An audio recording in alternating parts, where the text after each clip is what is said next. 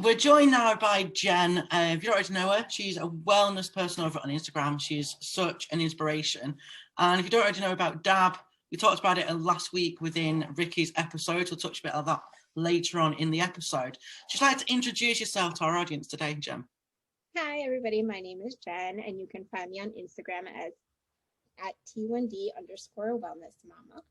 And I am highly active in the diabetes community because I've been living with type 1 diabetes for 25 years.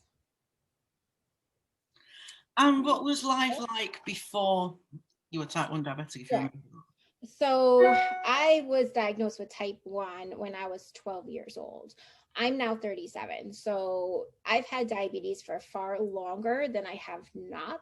So life before diabetes is kind of like a vague memory. I do remember, many of us felt, I believe, that we kind of had more freedom with certain foods and lifestyles when we were pre-diagnosed, for those of us who had, time prior to diagnosis without living with diabetes.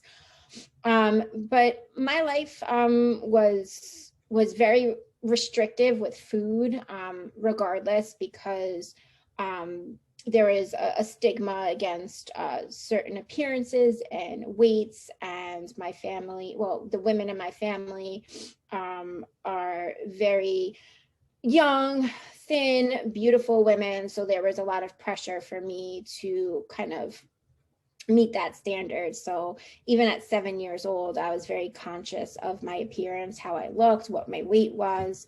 And so I had a very poor relationship with food even prior to developing diabetes, which then made it even more restrictive way back in the 90s.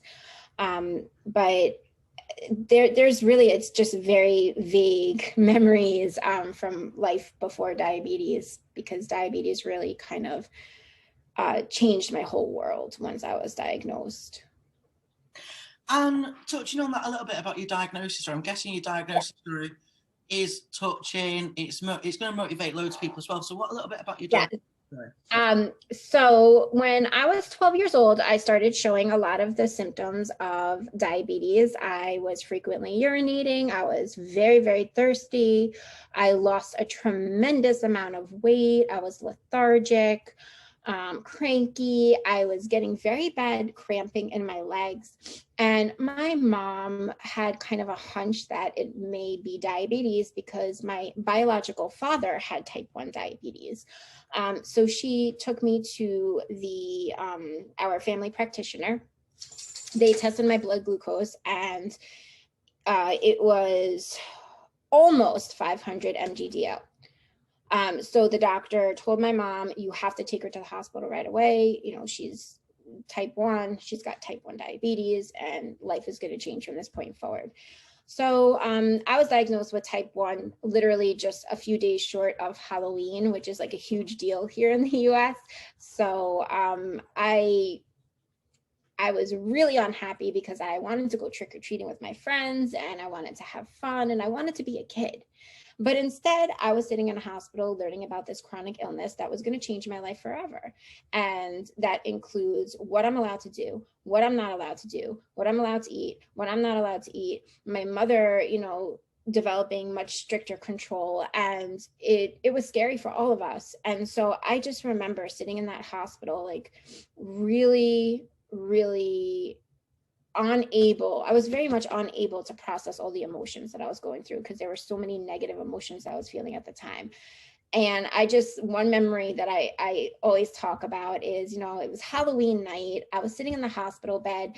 The nurses were going around giving all the other kids candy or suckers and sweets. And here they give me these like vanilla wafers, like sugar-free vanilla wafers that were like basically like cardboard. And I was like, I don't want this. And I tossed it on the floor. And at that point forward, it was really more like validation that I was different, and I was different from everybody else. And so at 12 years old, here I was learning how to give insulin injections in oranges instead of going out and having fun with my friends. And so there definitely was a huge mental and emotional toll with my diagnosis. And I don't think that, I mean, as much as my family wanted to be supportive, I don't think they were well equipped with the tools and the tactics to give me that support. So I felt very much alone. And I think that goes to everyone who's on the board when you first get diagnosed with diabetes, especially when you're diagnosed at a young age and there's no family history with diabetes. There's no like teaching books out there. You can read it in a book, but really type 1, everyone's different. So one person might be able to eat strawberries or berries, another person might not be able to because the blood will spike. So when doctors say you can't eat certain foods, you can eat them, but you just got to watch what you're eating with your glucose levels at the time. So as a type 1, we're not restricted in what we can eat. And that's another thing that we're going to be talking later on in DAB, is nutrition. And there's always that stigma as well with carbs. With diabetics, we've got to have low carbs. It isn't about the carbs, it's about taking your insulin at the right time. It's the timing that is the critical key when you're eating carbs as well as Yes. And what the thing is like back when I was first diagnosed, we're talking, 25 years ago, when things were not as flexible. So nowadays we have so much technology that helps us monitor our diabetes. Whereas back then it wasn't even a thought. And so, I was given a very strict insulin regimen. I had to take an exact amount of insulin each day, and therefore my diet or my food was weighed and measured, no more, no less, according to what my insulin dosages were. So I was very restricted, and my mom took that very, very seriously. And in a 12-year-old head, I saw it as power and control from my mom, whereas understanding as a mom now, because I'm a mom, she was just trying to do what was right or what she was advised to do by medical professionals. And so I saw it as she's trying to control what I'm eating, but in retrospect, she was just trying to keep me alive and healthy. But I was 12. I didn't understand that. And so my relationship with food at that age became even more destructive. And I felt so restricted that I started sneaking food. I started eating things at nighttime. I would wait for everybody to go to sleep. I would wake up at night and I would eat whatever I wanted. And I thought nobody knew, but I think they knew because, half a jar of peanut butter was missing at one point, So, but my relationship with food really suffered because of the restrictions I felt from diabetes at that time versus nowadays where, there's more flexibility with, hey, we can bolus or we can take insulin according to what we eat. So it's kind of the opposite end of the spectrum nowadays. So there's more flexibility and more freedom living with diabetes. Back then, there just wasn't. It was, this is what you do, this is what you take, this is what you eat, this is how much, no more, no less, end of story. And so it was very hard, watching friends like eating pizza and hanging out. I just wanted to be normal. And mind you, I was 12 years old. So that's the age where we are coming into discovering ourselves and wanting to fit in and be normal, whatever normal was, which there is no such thing as normal, but we don't know that as adolescents or pre-adolescents. We just want to be like everybody else. And I was far from like everybody else because I was living with diabetes. I mentioned that about 12 years old being diagnosed with it and coming into teenagers. And that is something that's classified as like the rebellious phase, I'd say. Because we just want to be, like you're saying, we want to be the same as everyone else. We want to be better if not. And that puts a lot more pressure on type 1 diabetics out there. And that's another thing that isn't spoken about enough in the community is when you're a teenager, your body's fluctuating with hormones, it's fluctuating different things, both female and males as well. And it can cause so many different spikes in your blood sugars. And a lot of people put it down to food. It's the fact that these hormones changing within the body and preparing to be an adult, basically. And what was your feelings like? What did you go through as a teenager being type 1 diabetic? For me personally, so there were a few components with my adolescence living with diabetes. So there was that whole idea of feeling restricted and controlled. And I, subconsciously, I wanted to gain a sense of control over my own self, right? And so, as I shared earlier, I was very conscientious of my appearance based on not only, family, I want to call it family expectations, but also I grew up in the 90s. So in the 90s, very thin figures were in, and I wanted to be thin. I wanted to be skinny. I wanted to be pretty. I wanted to be beautiful, as any teenage girl wants to be. And so it kind of dawned on me around 14 years old, like when I was in the peak of like wanting to be beautiful, that I lost a lot of weight when I was diagnosed with diabetes because of ketones, right? So what are ketones? They're the fat cells in our urine that develop when our blood sugars are high for a prolonged period of time. And when we pee them out, it causes us to lose weight. So I thought I had this bright idea where I could lose weight really easily if I don't take my insulin. And us in the diabetes community, we refer to this now as diabulimia. And basically it's seen as a form of purging because we're utilizing ketones as a way to purge our bodies of fat. So I developed diabulimia, and I could not, I made myself so sick. I was also battling with some depression because I couldn't emotionally handle not loving I didn't love myself at all. I literally, when I looked in the mirror, I saw a person that I hated. I hated the way she looked. I hated the way she felt. I hated what she had to deal with. I also had a bit of a mentally, emotionally, and physically abusive childhood, which I didn't really touch much on. And I kind of carried on like that abuse on myself.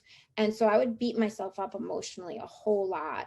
And eventually, when I first stopped taking my insulin, because I completely omitted it. Some people ration it, some people omit it to lose weight. I completely stopped taking insulin. And it caught up to me. After about 8 months, I had my very first episode of DKA. And I didn't know what DKA was. And it was very scary. I was upstairs in my house taking a shower, and all of a sudden I started to get the racing heart, the loss of breath. I felt like I was dying. I didn't understand what was going on. It was very scary. I was also using some substances at that time. When I was a teenager. So I didn't know if like maybe something I did, like partying with my friends, was causing it to happen. So I was literally on the floor. I was gasping for breath. I could not breathe. And it was scary. So I started screaming for help, and my mom came running upstairs, and she was freaking out. And so they called an ambulance, and I was rushed to a hospital. I was living in Manhattan at the time, and I was in DKA. And I don't really remember so much after that point because it was all very much a blur. I just kind of remember, all different medical professionals scurrying around me and getting fluids into me, pushing IVs into my feet. But I was very much out of it. And throughout my adolescence, from the time I was 14 to 18 years old, I would say I had a minimum of maybe 20 episodes of DKA. Because I became very addicted to this eating disorder behavior. So although I knew what I was doing could make me sick, I couldn't stop doing it. And when I talk about this, I explain it so people can understand, similar to somebody who has a drug addiction, right? So they may know that the drug is not healthy for their body, but their body is physically addicted to the substance. Therefore, it's hard for them to stop. With diabulimia, it's a mental, emotional, and physical addiction because you're getting the results physically that you want, and it's a mental, emotional addiction because there's no way of stopping those feelings from occurring. And there's no way to really think rationally. I think a lot of the times when people are engaging in impulsive behaviors like that, we're thinking with our emotions versus our like rational abilities. So I had a very difficult adolescence. Along with DKA, I also had multiple episodes of pancreatitis, and at one point, my stomach, my whole gastrointestinal tract was completely paralyzed. They had to tube me, so they basically stuck a tube up my nose, down my throat, into my stomach to pump out bile because I was completely paralyzed. Like my stomach was not working. They did not know if it was going to work.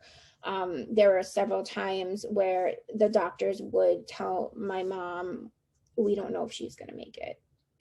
And so my mom was there with a teenage daughter lying in a hospital bed, literally dying. So when I was 17, my family and my pediatric endocrinologist were basically like, this is enough. And so they admitted me into an eating disorder unit. And I was treated in the eating disorder unit for about a month. But the eating disorder unit wasn't completely equipped with handling my case because it wasn't an atypical eating disorder like anorexia or bulimia. I was literally using like my diabetes as a form of weight control. And so this was something very new to them and unheard of. And still to this day, it's not very well known. There are several, organizations that are trying to bring more awareness to what diabulimia is. But, the mental health professionals in these settings were not equipped to really understand, and even the medical professionals were not equipped to understand exactly what I was doing. So I was in the eating disorder unit for about a month. And then I was transferred to another hospital, which was a hospital for all children with all different kinds of chronic illness. And it was not a typical hospital, like when you think of what a hospital is. It was almost set up like a camp, where there were like bunks and dorm kind of buildings, and it was like a camp. The best way I could explain it, I felt like I was at sleepaway camp with other sick kids. And so I was a smart little cookie as a teenager, so I was very manipulative. I was very smart, or I thought I was smart. And I was telling all of the professionals, both mental health and medical, everything that I thought they wanted to hear so I could get out. I wanted to get out. I didn't want to be trapped anymore. I mean, I was there in that hospital for 2 months. So I was inpatient between the eating disorder unit and this other hospital for a total of 3 months. They determined that I was safe for discharge. So they discharged me. I went back home. And literally the first week that I was home, I was away for 3 months. I wanted to get a haircut and feel good. And so I was living again in Manhattan, where it's, high fashion and in the 90s. And so there's a lot of pressure, for appearance. And so I went to my hair salon to get my hair cut. And the first thing that my hairdresser said to me when I sat in that chair was, "Oh my God, you gained so much weight." And that was it. All that treatment was flushed right down the toilet because I went right back to all of my eating disorder behaviors. I stopped taking insulin. I would starve myself throughout the day. I would binge at night on foods. It was a really, really detrimental cycle. I felt so trapped in my own self, and I didn't want help. My family wanted to help, but I didn't want it. I denied it, but I had no choice. And so at that point, I was close to 18 years old. And so my family, basically my family and my pediatric endocrinologist told me, like, you need to get your stuff together. Otherwise, you're going to be turned into state custody. And basically what that meant is that I would be losing all of my rights as an independent person, being turned into state custody, because I was self-sabotaging myself. I was harming myself. And so that scared me. And I, at that time, agreed to go on an insulin pump. So I went on the insulin pump. My family kind of shipped me out to my grandparents' house. They lived in the rural area of New York. They figured that if I was away from, people, places, and things, triggers, that I wouldn't be dabbling in any of like the behaviors that I was dabbling in with, as far as like drinking and partying with friends. And, if I was put somewhere peaceful to focus on my self-care, that I would do it. And so at that point, I was wearing my insulin pump, but was I testing my glucose levels as often as I could have been? No. Was I eating properly? No. Was I bolusing or taking insulin from my food? No. I was just wearing the insulin pump because I didn't want to go into state custody, and I was just staying alive with it on. So that was pretty much my adolescence. And eventually I started to approach time for college. I graduated high school, which was like a huge accomplishment for me because I thought I was going to be dead before I graduated high school, with the track that I was on. I was like, I'm just going to die when I'm 18, whatever. Like that was literally my attitude, careless. I did not care. I did not care or value myself or my life when I was a teenager. So I went to college and I just kind of continued on with just wearing the insulin pump. I was very open with everybody about having diabetes. I did not hide it. I shared with everybody who I hung out with and who I was friends with that I had diabetes. So that wasn't a secret, but I still wasn't testing my sugar levels. I wasn't eating, very nutritiously, same behaviors. I was able to dodge DKA, and I ran with high blood sugars most of the time, even though I was wearing the insulin pump, but I was able to dodge DKA because I had some insulin going into my body. And in college, I partied too. I did the party thing in college. But I also at that point in my life, I started to become more open about my experiences fighting depression related to diabetes. I started to become more open to what it was to live with an eating disorder. I went to a very big art school in the US, and so there were different conservatories for theater and dance and such. And there was a high percentage of eating disorders on campus.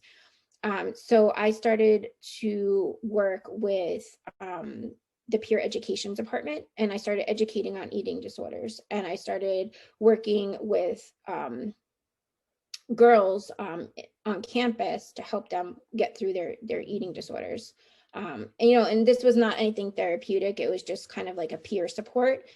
But it was kind of ironic because here I am supporting other females, yet I was still doing my jazz,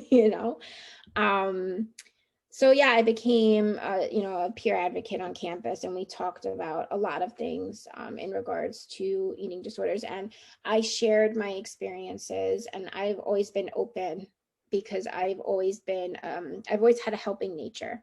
And for whatever reason, I attract people who want to talk about things. And I guess it's just the helping nature, and maybe my energy, speaks it. I don't know.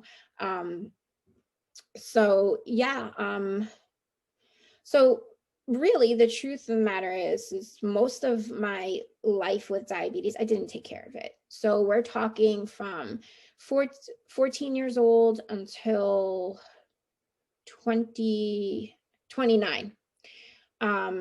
So I had graduated college, and then I went to graduate school for social work so I could become a therapist because I wanted to help people. And I was triggering the eating disorder community, but I still wasn't taking care of myself. I'm going through all these motions, and I still am not caring for my diabetes fully the way I could have been. So same thing, not taking not taking insulin for foods, not checking glucose levels, not correcting for high glucose levels, et cetera, et cetera.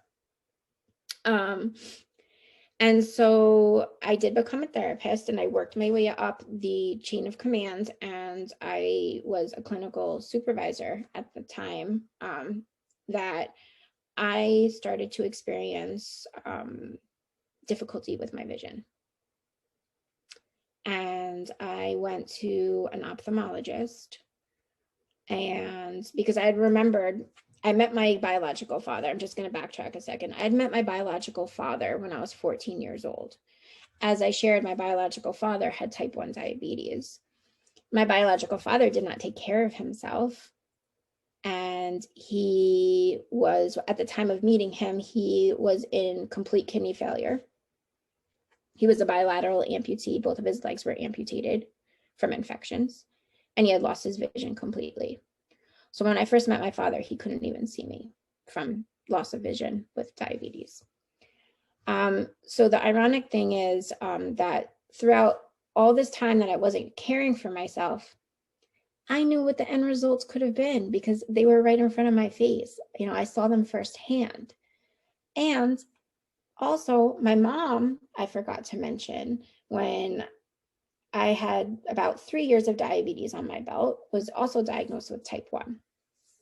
So there was a lot of pressure with that too, because my mom was, in my eyes, like the perfect diabetic. Like, she was thin, she was physically fit, she ate perfectly, she had great blood sugar levels. So there was a lot of resentment with that, because there was always a sense of feeling like there was competition with my mom, because my mom was a very young mom. My mom was a very beautiful woman. And not that I want to say that, well, maybe there was some envy there because, she was young and vivacious. She was a vivacious woman. And so because she was a young mom, she kind of dressed and acted young at times. So it was very hard for me, physically, with appearance, to accept having such a young, beautiful mom. So with the combination of all that, I had examples of what it was to be really well, managed with diabetes, and very poorly managed with diabetes. So fast forwarding back to when I was experiencing some vision issues, I was walking through the clinic that I was working in, and my vision just started becoming shaky, and it really freaked me out. So I told my mom, and she and I went to the ophthalmologist together, and the ophthalmologist diagnosed me with diabetic retinopathy. And he basically said that the bleeding in my eyes was really, really bad, and I needed to see a retinologist ASAP. Otherwise, I was going to lose my vision completely. So I went to a retinal specialist, and I was diagnosed with proliferative diabetic retinopathy and macular edema. At that point, I started both laser and injection treatments for the vision issues, but I still wasn't taking care of the diabetes.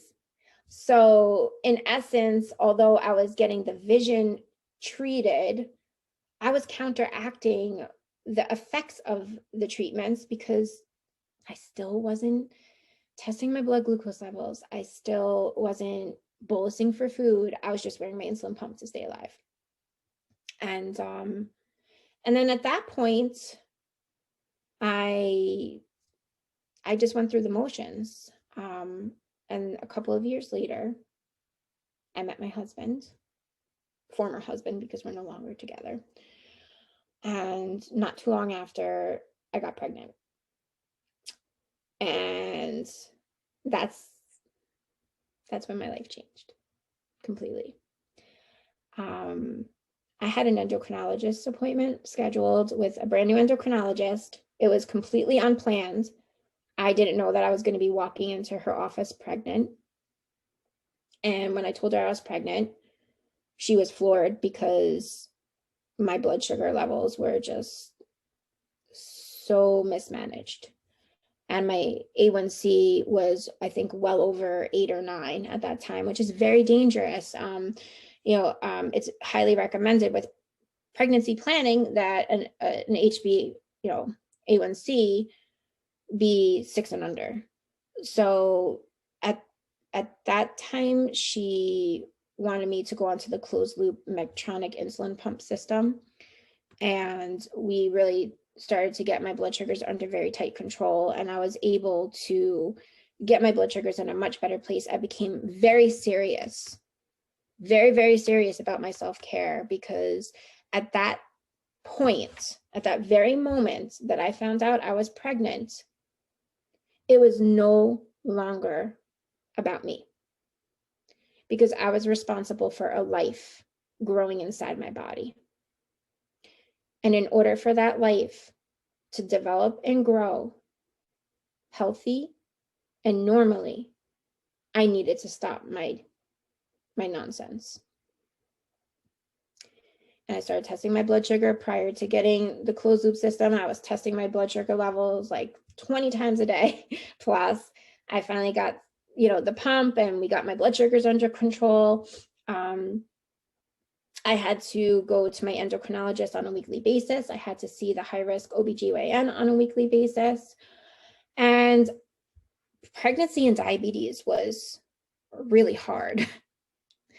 It was one of the hardest things I think I ever had to do, because there was so much fear and anxiety, because every little move, every little choice, every little thing I did affected the development of that baby.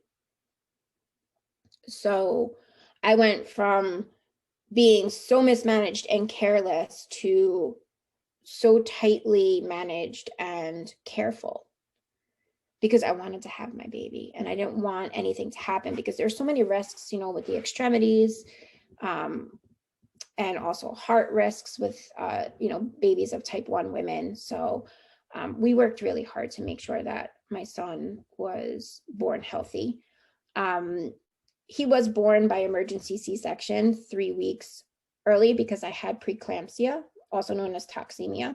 So I was literally losing my breath in my sleep and almost like pretty much dying. So they were like, you need to go to the hospital right away. You need an emergency C-section. And before you know it, he was there. He was born, and he changed my life forever. He is such a blessing and such a gift and such a miracle. And I don't know where my life would be. And I don't even know if I would be alive if it weren't for my child.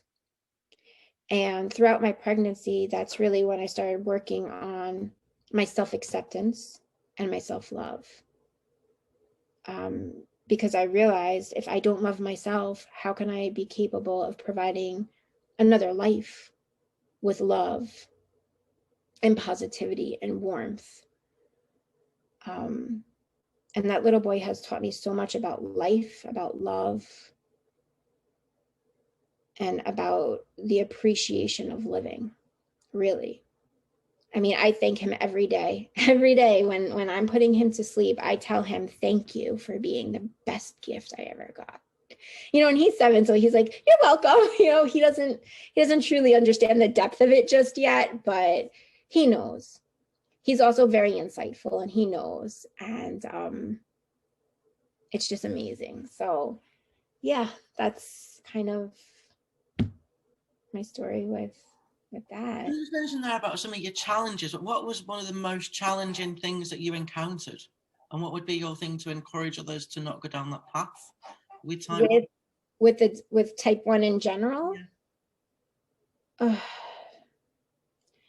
I think one of the biggest challenges, a lot of this really stemmed from self-esteem and self-love.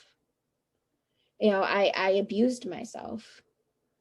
And I think that many of us living with this condition can tend to be very hard on ourselves, because diabetes is not a perfect science. If living with diabetes was a perfect science, we wouldn't have it. So there are going to be highs with blood sugar. There are going to be lows with blood sugar. There are going to be emotional highs. There are going to be emotional lows, as well as mental highs and lows. And I think the most important thing is what we have in today's day and age, and it's that the community and the support that we have. So I think it's very important for people living with diabetes to understand that everything you're feeling mentally, emotionally, and physically, although we all don't experience it exactly the same, we do understand. And there's a huge community out there of support, love, care, and resources. So don't feel afraid to reach out to people in our community, because if anybody's going to understand, it's somebody who's walking in similar shoes. So I think that's really important, is understanding you're not alone. And that was one of my biggest challenges too. I felt very alone. Even though my mother had type 1, I felt alone because she was not a kid living with type 1. She was diagnosed as an adult at 36 years old. I had gone to diabetes sleepaway camp, which was pretty cool because I got to meet other children with type 1. And I happened to still have like one best friend from diabetes sleepaway camp.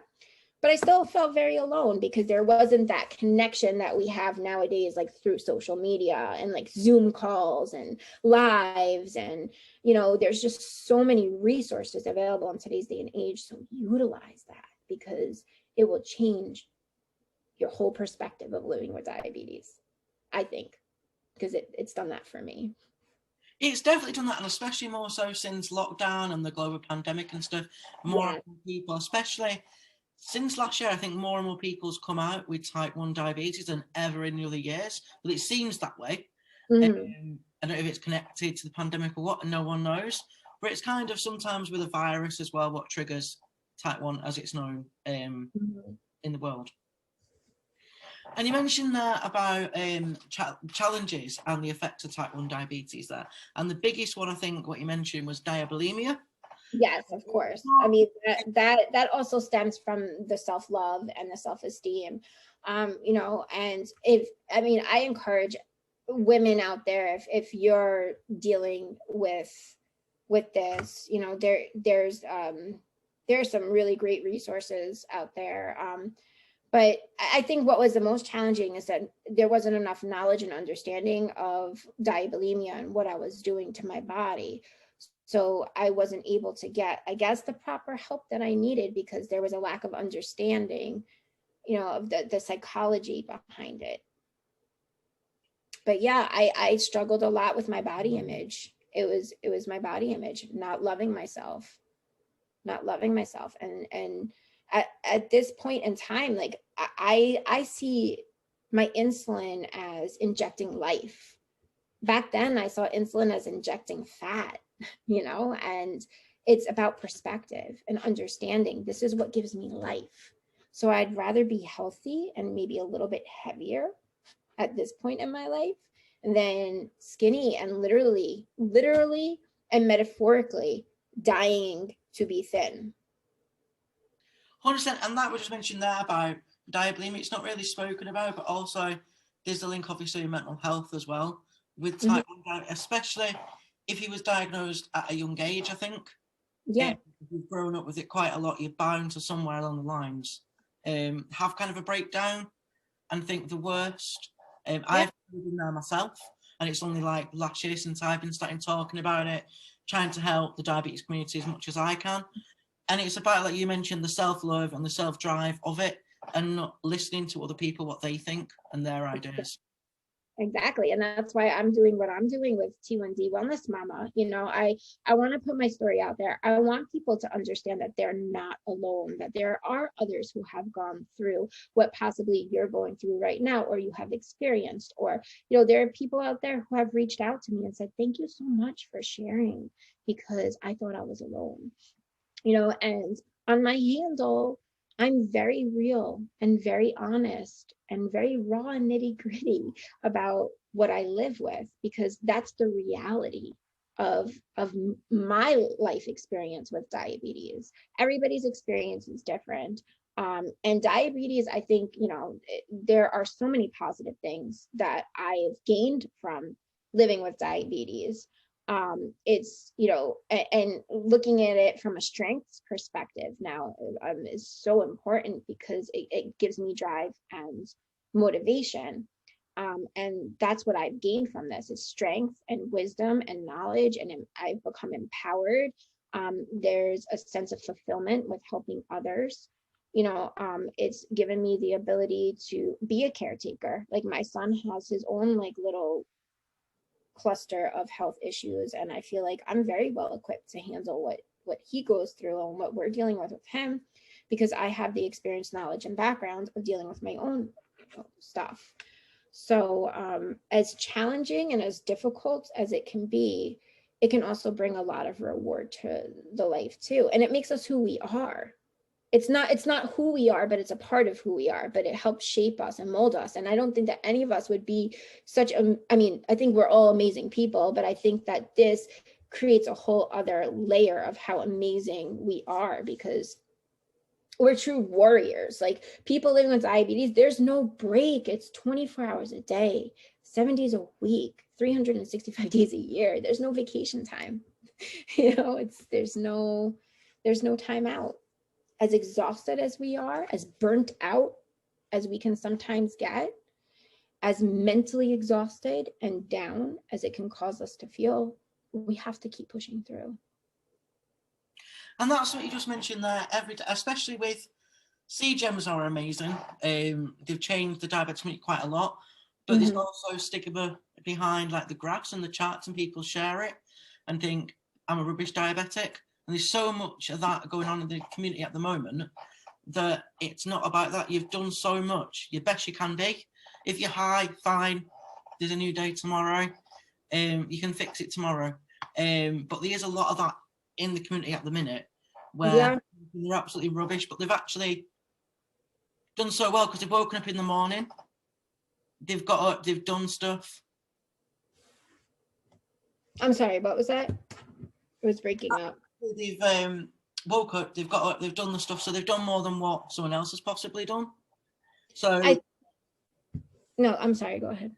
Go ahead, you're all right. Oh no, so to piggyback off of what you were saying about people like shaming themselves for being good, a bad diabetic, I think that that's something that's like you said, it's really common in the community, and it's not good, because there's no such thing as a good diabetic or a bad diabetic. It's we're having a difficult day. It's not being a bad diabetic, because our bodies change. Our bodies are never the same. As soon as like we might think that we have diabetes figured out, something in our body changes. So it's not about being good or bad. And I think that's the most important thing to remember. We're all trying our best, and we need to continue to try our best. And shaming and blaming the self, we can't always control how our body is going to respond to things. For example,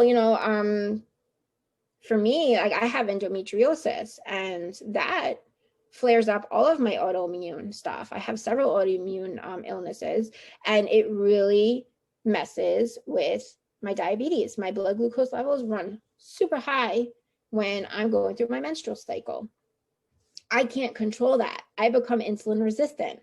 That's out of my control. So we have to look at what we are able to control and what we're not able to control, and find some acceptance, accept, okay, well, this is going on with my body and I can't control it, but I can try my best to respond to it in a positive way, and not being down on the self, because like I said earlier, if we had perfect blood sugars all the time, we wouldn't have diabetes. Definitely. What would be the one piece of advice that you would give to a caregiver or someone who's newly diagnosed with type 1 diabetes? Tell them along the journey. Community, community, community.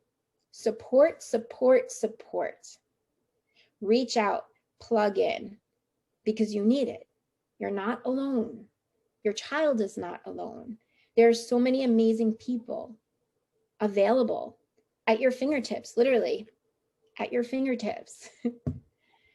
And I think a lot of caregivers might feel alone and scared, and understanding that there's a sense of meaning and belonging in this community. I think it's so important, and especially for parents of young children. I mean, I follow a couple of accounts with young children who have diabetes, and the strength that these parents and caregivers have. And I think the fear of making certain decisions for your child's health versus your own is from what I conceive much heavier than, like, I don't even know how to explain it. Like, I just watch these parents like basically saying, like, if I give my child too much insulin, if I give my child too little insulin, I'm responsible for killing them. You know, so to live with that fear and that anxiety is very scary. So I think the most important thing is plugging in for the support. Have you ever undergone any changes to your insulin since diagnosis as well? Oh, yes, sir. So when I was first diagnosed, I was on NPH and regular insulin, and it was the pig insulin. I don't remember the exact name for it because it was so long ago. And I was using syringes. And then I went from NPH and regular, what was it? To, I think, Humulin. And I was using pens at the time. So I think I had NPH and Humulin. And then like the super fast acting insulin came out. So I was on Humalog and NPH. And then when I transitioned to the pump, we used the Humulog for the insulin pump. And then a few years back, I started using Novolog. So I've been on quite a few different types of insulin, but I've been on insulin pump therapy since I'm 17. So, I mean, 20 years I've been using an insulin pump. And I currently use the Omnipod, which I love. It's amazing. I can't imagine what the Omnipod's like. It's totally wireless, isn't it, that one? It's wireless, and you literally, like, similar to the Dexcom, you just kind of plop it on your body and you wear it. And what I love about the Omnipod is that it kind of does, like, it does everything itself. Like, you just basically have to fill it up and it does everything else itself. It primes it, it preps it. You know, we use this is called the PDM, the Personal Diabetes Manager. And this controls the pod that's on my body, and it's also a glucometer as well. So I test my blood sugar with this as well. So I love it. I just love the whole idea of not having tubing, because as a female, it was very hard for me to find places to put the insulin pump when I wasn't wearing something that had a pocket. So I love it. I think it's great. I have it on my back right now. I've never actually had an insulin pump because I thought mine's always been so low. So when I was diagnosed, it was quite out of control. But then since I've been taking aim with diabetes, it's gone a lot better. So I'm not under the category to get a pump. Yeah. I think I'd love a pump because it'd be like, I think with a pump, you can kind of forget you're a bit diabetic as well. Obviously, you're still diabetic. Yeah, I mean, I have to say, I'm sorry, I didn't mean to cut you off. But you're not injecting insulin, like you got to think, oh, I'm doing the insulin now. So you'd say it's more, I know you still got to input your insulin dosage and stuff like that, but it's not, you're not puncturing your skin 24/7. Exactly. I think there's a world of a difference, and I agree with you 100%. You know, it's a shame because, you know, in the UK, you guys don't have the technology available, but you have the insulin available. And here in the US, you know, the insulin is so costly and unavailable to so many, but the technology is available. It's kind of sad. We should just, all across the world, we should have what we need to keep us alive and sustained as well as possible. But in regards to what you were saying, having the Dexcom along with the Omnipod, I've felt the most liberty that I've felt in a very long time. And that's why I pardon, like, what I love about the Dexcom is, so I have the Apple Watch, and I could literally look at the watch and see my blood sugar right on there. So I pardon myself. I find myself, I'm constantly looking at the watch. So I don't know if that's like mentally healthy, because I'm like kind of obsessive over it. Like, I always look at my watch now to see what my blood sugar is.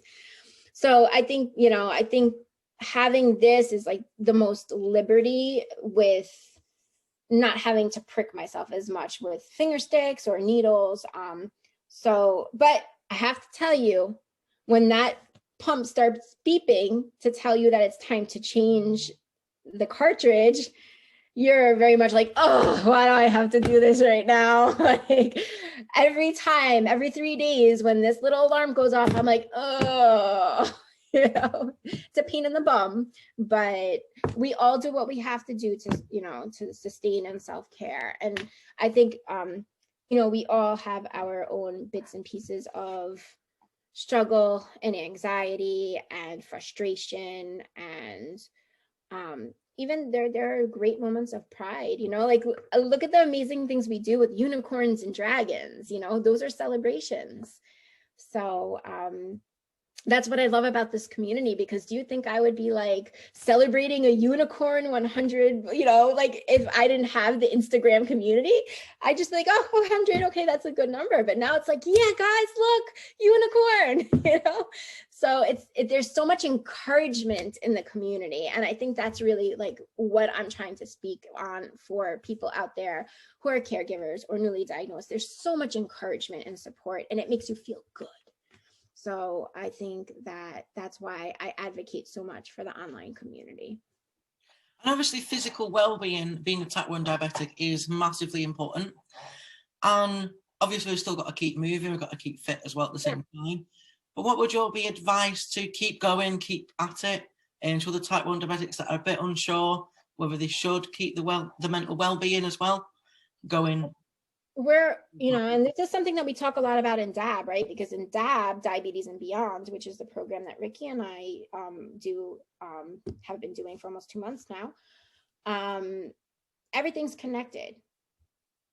Your emotional well-being, your mental well-being, your physical well-being, and if you believe, your spiritual well-being. So we're a whole organism, and we have to take care of all parts of ourselves. And I understand that there might be some fears attached to, carrying or exercising or doing certain physical things. Yet, we have to also look at people in the community. There are several people that come to my mind, Ricky included, who are fitness coaches, and they're living with diabetes and they're managing. And at the end of the day, it's really about balance and paying attention to your body, understanding, okay, if I go for a 30-minute walk, after 20 minutes, my blood sugar is going to start dropping. So in 10 minutes, I'm going to eat a small something while I'm on my walk. So I think, the number one component is being in tune to your own body and how your body responds to certain things. So like, for example, when I'm exercising, I'll do what it's called a pump suspend. So I'll stop my pump from delivering insulin during the time I'm exercising to prevent myself from going low. So it's all individualized. Not everybody's bodies are the same.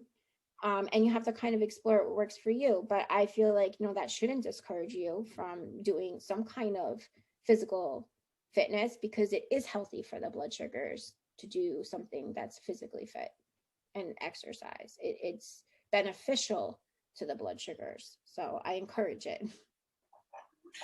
And especially as well, like we mentioned about keeping fit, there is certain elements of exercise that can actually elevate your blood sugars levels as well, your glucose levels, and there's certain exercise as well that can reduce exercise levels. Mm-hmm. Yeah. It's always to be careful about what exercise you're doing, just keep an eye on your glucose levels at the same time with what exercise you're doing. Right. Like I said, we have to pay attention to our bodies and be in tune with our bodies. We understand and know our bodies the best, more than anybody else. And that's why, I appreciate doctors who respect that. I will only have doctors who involve me in my treatment and don't dictate to me what my treatment's going to be, because I know my body the best. I've been living with this for 25 years. I know how my body responds to certain things. So, I know it might be a little bit harder for caretakers, but being in tune with your own self is very important as well. And what's the future ambitions for yourself, Jen? Future ambitions for myself. I have so much I want to work on. I went into a helping field. I was a psychotherapist for a very long time. But with the deterioration of my health, I can't work the way I used to work. And I actually, I'll be very open and honest. I am on disability here in the US for not just diabetes, but I have 11 medical diagnoses in total, and several of them are autoimmune. And although I carry it well, you know, it's all an invisible disability because we can't see it on the outside, right? So I've been focusing a lot on T1D Wellness Mama because it brings me so much fulfillment, and I feel like it's giving me purpose and meaning and belonging, and I feel like I'm really reaching people. So I'm still going to be working with Ricky on DAB. We have some other projects that we've been talking about in the works that we're going to be hopefully implementing soon and putting out there soon. I'm also starting next week, I'm going to be running something called Managing Mama Beaties. So I reached out to several women who have type 1 diabetes and who are currently pregnant, who have just given birth, or who are kind of veteran moms. And I'm going to be doing a weekly live with different guests, a different woman each week, to talk about their experience with pregnancy, motherhood, and diabetes. Because when I was pregnant, I didn't have anybody to talk to about having type 1 diabetes and pregnancy. You know, I had plenty of friends who had children, and I was able to talk to them about pregnancy, but it wasn't a relatable conversation because they didn't have type 1.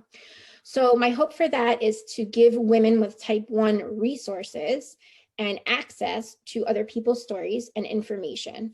And so I'm going to be working on that. And I have some other things that some collaborations, and I've been blessed to be sponsored and become an ambassador for a really cool company. So, you know, I'm just really happy that I can get out there and help people. And that's really where my ambition lies. That's what my life calling is to help. And I believe very strongly and very firmly that my purpose is in this community. And thank you for joining us today, Jen. Thank you for having me. I'm so grateful. I appreciate it.